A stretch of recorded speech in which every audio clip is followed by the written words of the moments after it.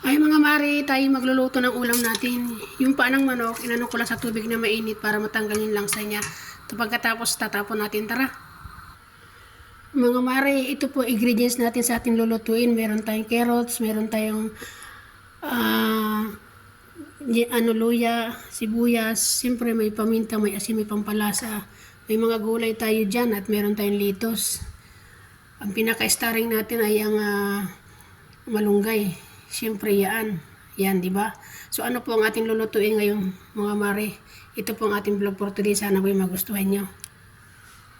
So ilagay na natin ating mga lamas. Yan.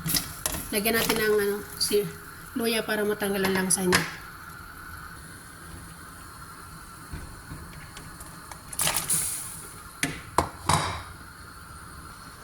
Isunod na rin natin ang pampalasa, paminta at saka asin at pampalasa siyempre. Isabay na rin natin ang carrots at saka ang patatas para lumambot na siya dyan. Sama-sama na silang lumambot. Yan. First time ko po itong ginawa sa panang manok. Ilalagay na natin ang cauliflower para maluto na rin. Ito po ay first time kong ginawa sa panang manok, magnilagang manok.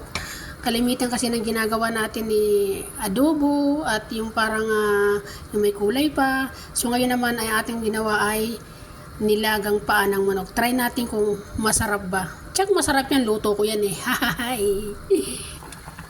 Isunod na natin ang litos kasi malambot na yung paa. Yan. Isunod na rin natin mga mare ang malunggay. Yan. Sana po nagustuhan nyo uli ang ating video for today. Mga mari ko, salamat po sa inyong panonood. Thank you so much everyone. Maraming pong salamat. Ito po ang ating vlog for today.